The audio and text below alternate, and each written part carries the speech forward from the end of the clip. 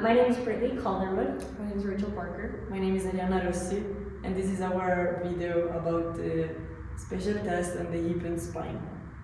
We'll be performing the flexion, adduction, and axial compression test. This is to test for any injuries to the labral pathology, specifically hip labral tears. And a positive test would indicate those same signs and symptoms that occur when that labral tear occurs, which includes any clicking, catching, popping noises, if there's any pain in the groin area, or stiffness in range of motion.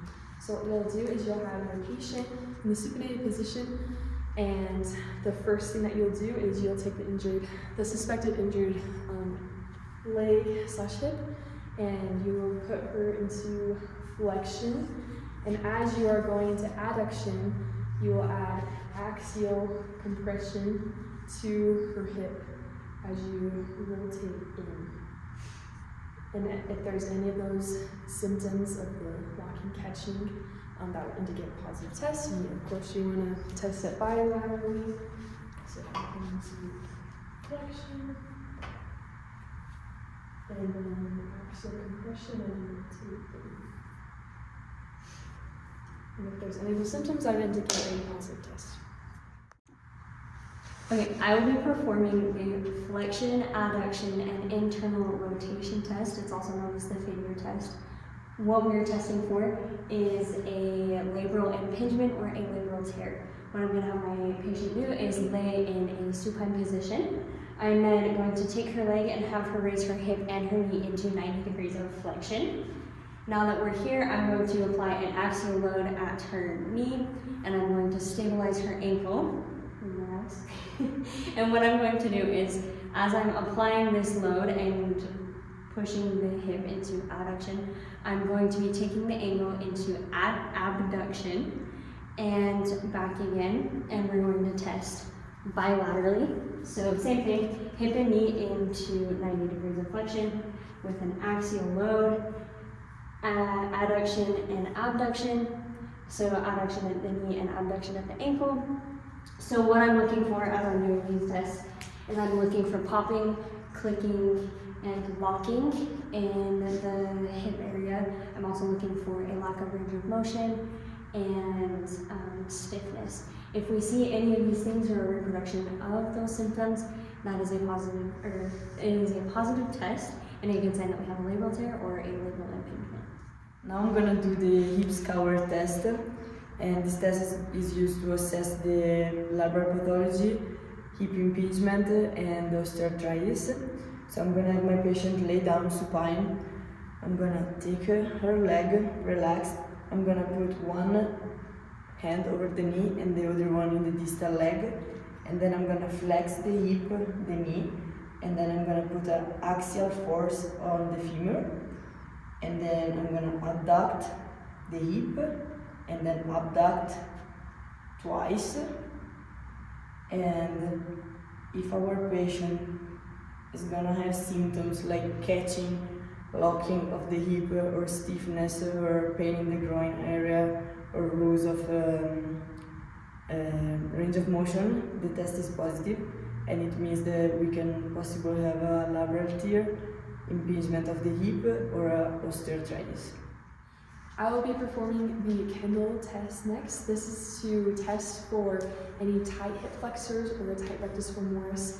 A positive test would equal the other leg not being tested would extend over the table. So I will not be assisting my patient today. I'm just with instructions on what she needs to do. So she'll be close to the edge of the table with her legs hanging over on the side. And what I will ask her to do is to bring one of her legs up into full flexion to her chest. And as she's doing this, if the other leg extends out, this would indicate a positive test for a tight hip flexors, tight rectus femoris. We'll have you do the other side real quick. Bring the other leg in. And if the flexion is less than 90 degrees, that would indicate a positive test for that tightness in the hamstrings, hip flexors, or rectus femoris. I'll be performing the Trendelenburg test. We are looking for weakness in the gluteus medius or the hip adductor, we're also looking for gluteal tendon pathology.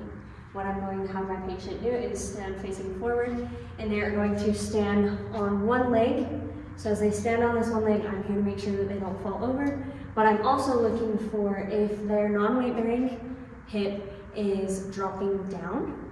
So if they drop down like this and their weight-bearing hip is rotated medially, that is a good sign that we have weakness in the gluteus medius. And I will have her test the other side as well to compare bilaterally. And so here we see that she's level, but on the other side she was dropped medially. So this is a good sign that she has weak gluteus medius. Now I'm gonna do the piriformis test. This test is used to assess the tightness of the piriformis. So I'm gonna have my patient lay sideline on their uninvolved limb. I'm gonna grab one leg, flex the hip at 60 degrees and flex the knee. And I'm gonna stabilize right here, putting my hand on the ilium and pushing down on the lateral knee. In this case, the test is too easy, so we can have the patient laying supine. Same thing, I'm gonna grab the leg, flex the hip and the knee, and I'm gonna rotate medially the hip in this way. If the patient is gonna feel pain in the piriformis area, it means that the test is positive and we have a tight piriformis. I will be performing the femoral nerve traction test. This is to test to see if there's any injury to the femoral nerve pathology. A positive test would indicate the same signs and symptoms while performing the test, which would indicate any pain, shooting pain, burning sensation to the hip and groin area that would radiate to the anterior thigh. So what I will have my patient do is she will be on her side on the unaffected leg in this position. And as I stabilize her pelvis with my stabilizing hand, we'll take her leg on this side and move it into hip extension as we bring the leg towards us. And as we do this, we'll also put the leg into flexion with slight abduction. And like what was stated before, if there's any shooting pain, burning, stinging of any kind that is reflected into the anterior thigh, that would indicate a positive test for an injury to the femoral nerve. And as always, we want to test bilaterally on her other side to see if this would radiate over in that section. But these signs and symptoms would indicate positive test. I'll be performing the straight leg raise test. We are looking for sciatic nerve root pain, and we are also looking for herniated disc. So what's going to happen is I'm going to have my patient lying supine, and I'm going to support at the distal part of her leg, at her ankle, and I'm going to passively move her hip through into flexion.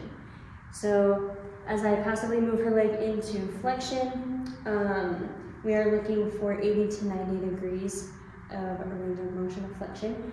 And once we find numbness, tingling, any reproduction of pain or symptoms, we would back off a little bit and we would apply pressure or flexion, dorsiflexion into the ankle.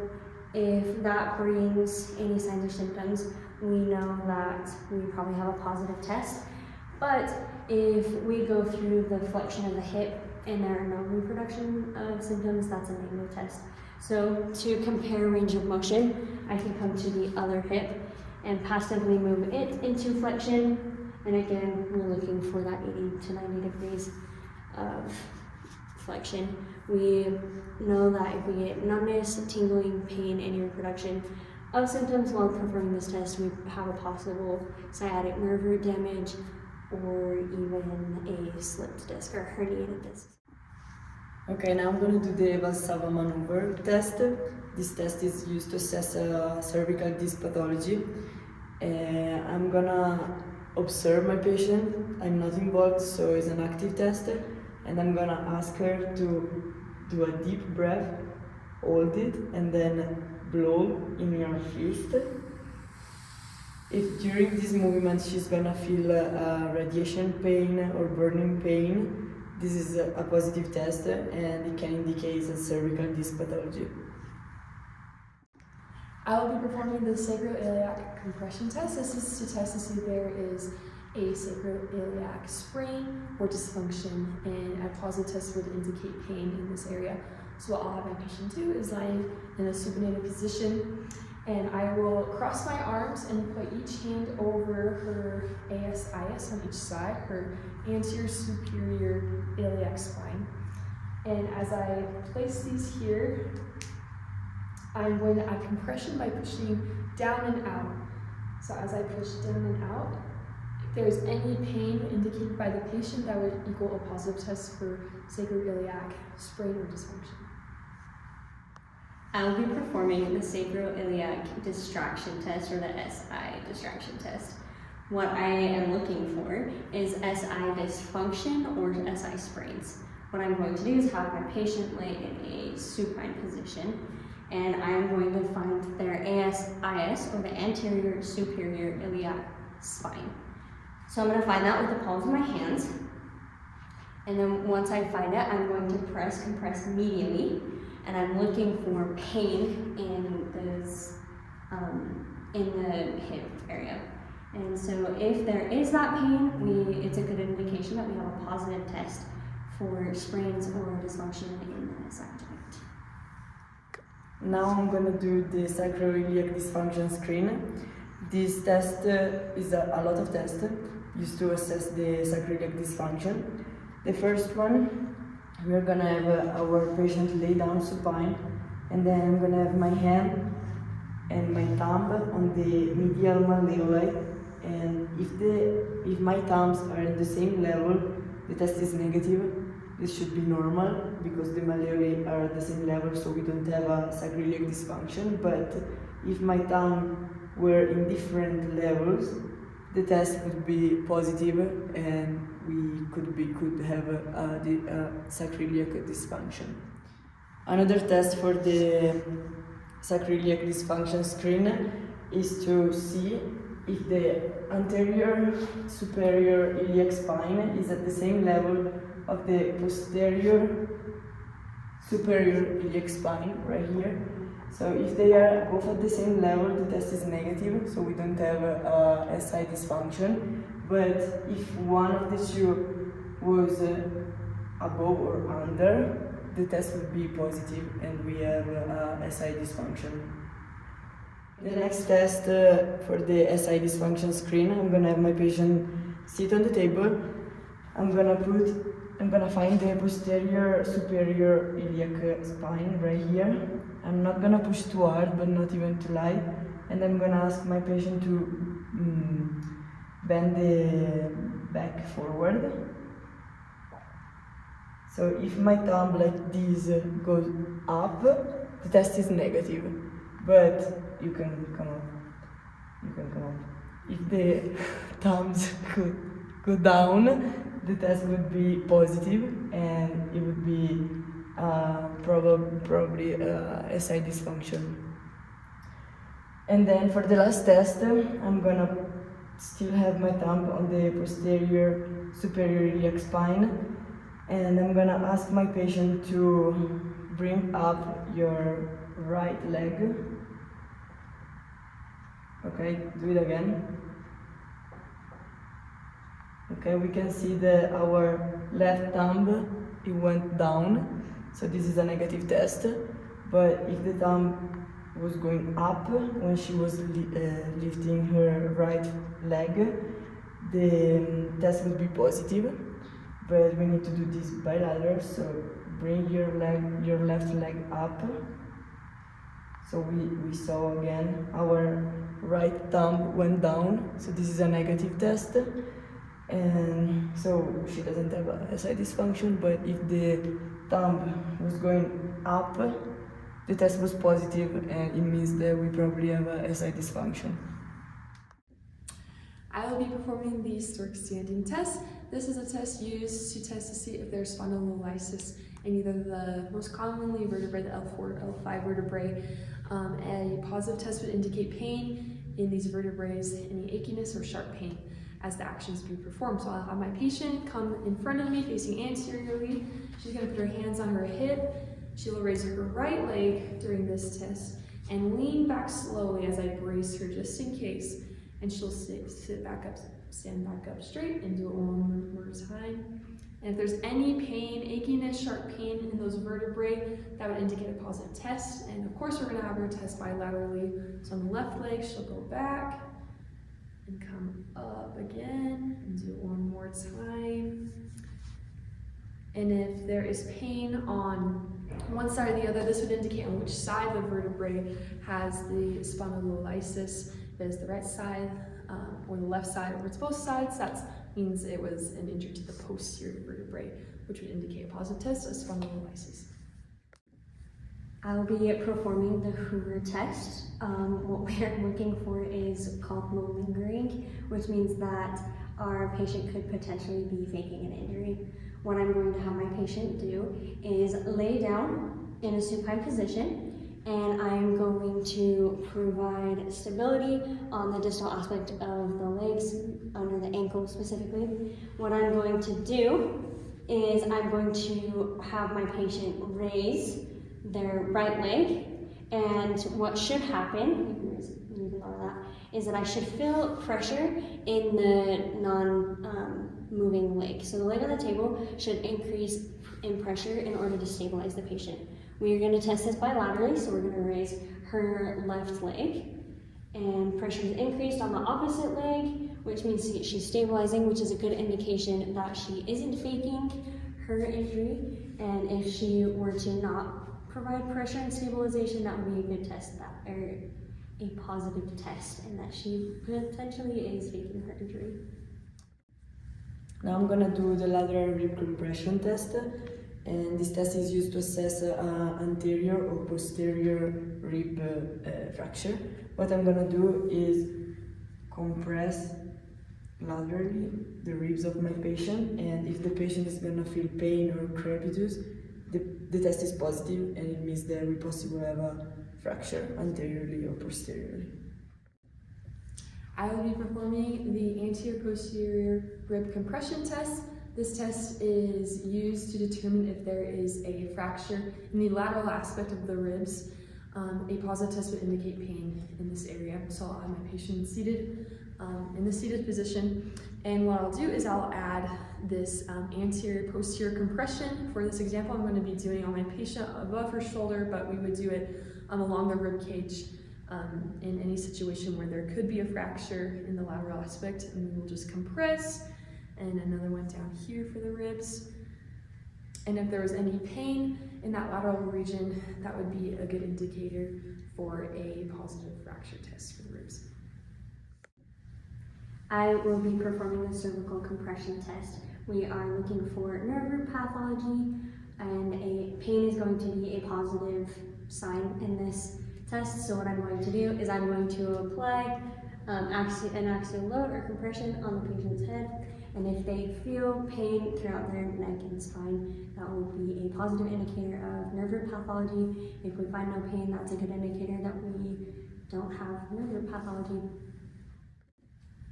I'm gonna do the shoulder depression test, and this is used to assess the brachial plexus traction injury. I'm gonna have my patient sit on the table. I'm gonna use my hand to stabilize my patient, and the other hand I'm gonna put on the lateral aspect of the head, and with this hand I'm gonna apply a lateral force like this, and during this movement my patient is gonna have a burning pain, numbness or tingling, the test is positive, and my patient is probably gonna have a brachial plexus traction injury. I will be performing the Adson's test. This is a test used to see if there is a compression of the brachial plexus, and a positive test would indicate a diminished pulse or numbness in the hand. So I'll have my patient in the seated position, and I will passively take her suspected injured arm, and I will extend the shoulder, and I will find the radial pulse. Of course, not using my thumb, using my index finger. Once I find that and I am extending her arm, I will laterally rotate it slightly and slightly abduct it. I will then instruct my patient to look towards the hand and take a deep breath in and hold it. And if by chance there's a diminished pulse or if there's numbness in her hand, then that would indicate a positive test for compression of the brachial plexus.